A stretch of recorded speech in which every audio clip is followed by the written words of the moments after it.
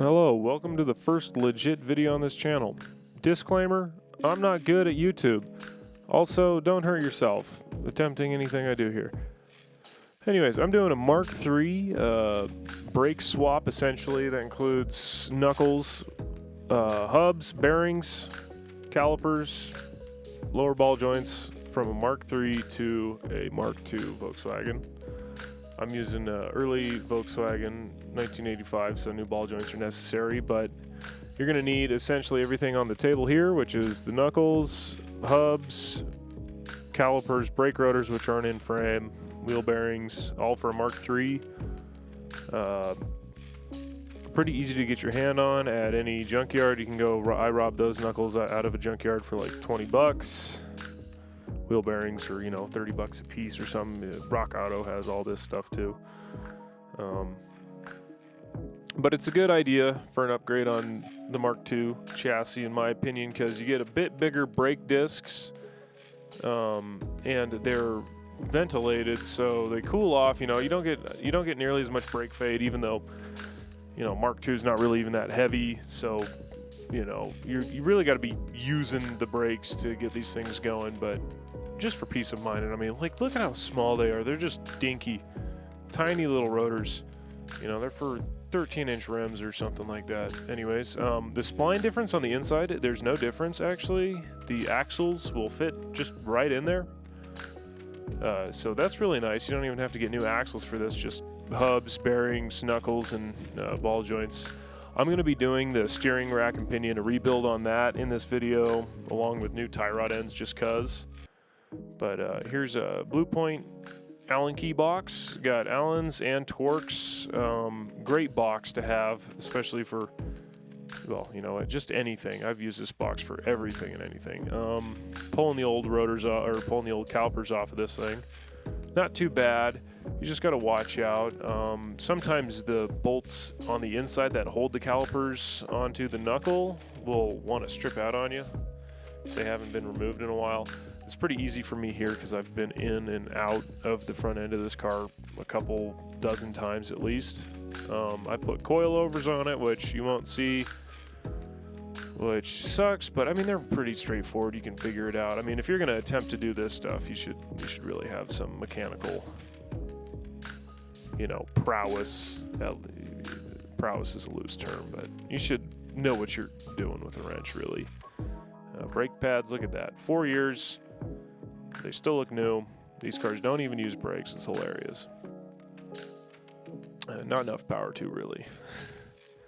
Anyways, I'm just dismantling the front end here to get these knuckles off and prepare to pull the rack and pinion out. Probably some gut-wrenching things that you guys are looking at. I know.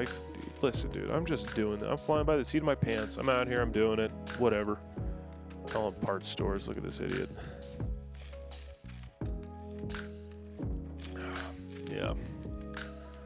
I was in this far and I was looking for bellows. Turns out you should get the bellows for the steering for the rack and pinion before you take them out of there, realistically, so that way you can put them in the same day. You know, keep the grease inside, keep the rocks outside. Oh yeah, this is great. Whack that tie rod, heat it up, whack it some more. Yep. Oh, it's loose, dumbass. Ready? Bink! Oh, fuck. Yeah, that one hurt. That one really hurt. Anyways, let's continue watching this idiot here. What's he doing? Pulling the lower ball joint off here. 3 13 millimeters, hold that thing in there. It also depends. When you keep this in mind, when you put that in, this does mess with your alignment. The ball joint does have a little bit of, you know, left to right play, you know, out or in on the A-arm there. So you can adjust, you know, camber there a little bit. The top hole on the Mk3 knuckles, I've noticed, also gives you a lot of adjustment as far as the camber. I thought there was an issue with it at first, but after messing around with it, you can get a lot of camber adjustment out of those bolts. Okay, so we're looking at the steering rack here. I have manual steering, so This is not power steering. If you have power steering, there's going to be some hydraulic fittings involved in taking this out. It wasn't really that fun. I ended up having to, you have to disconnect the entire tie rod from the rack and pinion to really get that thing in and out. You can't really jimmy it out one side or the other. It's just a pain in the ass. The bolts that I was removing there are captive in the frame, but they stripped out of the little serrations in the frame, so just going with it here. I'm learning in this video a lot, you know. Never been really this deep into this car before. Drove it for 10 years, but, you know, never had the opportunity to really have it laid up for a week or so until I got my new car. Anyways, you can see that I had one tie rod off. You have to remove one side to really get it out. Just cleaning it up. I ended up taking it apart, and I wouldn't suggest taking it all the way apart. I broke a little needle bearing that the pinion rides inside of the rack, and lost all of the bearings, and it took about 2 hours to find them. I think there was like 9 or like 15 of them or something. Anyways, that was really sucky. So if you're gonna go in this far, yeah, that guy right there, that little cap, that's where the bearing lives, and it will just explode out and ruin your day. That's a tensioner for the pinion into the rack. I just left it alone, really. It was fine where it was at. That just keeps the pinion engaged on the rack when you're turning, you know, so that way, you know, you don't lose it. So rebuilt that, put it back in, re-greased. Right now I'm taking out the brake master cylinder because I'm doing a brake job on this. You know, new calipers, new brake lines. I had to do a hard line for the driver's side, which you'll see in a second. But it was pretty simple getting all this out. It's classic brake line fittings. They're soft as Swiss cheese. I had to bust out the vice grips to really get them out. I doubt anybody's going to be able to use a wrench to actually get these out of there. They're so soft. I mean, they just round off in your hands.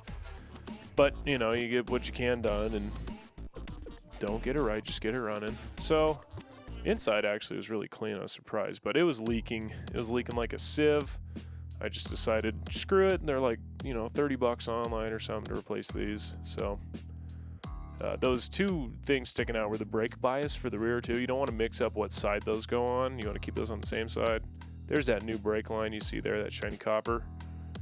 You know, bleeding the brakes, whatnot.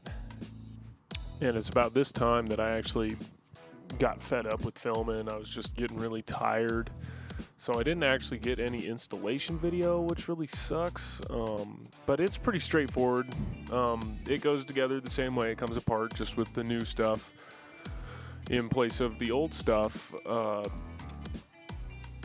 Not a whole lot that you really got to, you know, that you're really changing. There's no modification. There's no fabrication you have to do. It does just, you know, plug together like Legos pretty much. And I highly suggest it for the Mark II chassis, because doing the, you know, it's just nice having bigger brakes, a little bit more modern brake calipers, I'd say, the way that they attach to the knuckle is a lot better than the Mark I stuff that I took off of it. It also makes parts more available, you know. Mark III stuff's going to be around for a lot longer than Mark II stuff. Already feeling that. It's already getting hard to find parts for these things, but this is what I would suggest somebody do. Go to a junkyard, find a Cabrio, you know, from 95, or, you know, a Jetta or something like that, and you can just snag the knuckles and the brake calipers and, you know, any extra bolts or something that you see that you want to take back that you might need. It's pretty easy to do. You just got to pay attention. And I wish you good luck if you want to do this. If not, just watching this stuff, whatever. I'll leave you with this V8 sound here, and it'll play me out. Thanks for watching.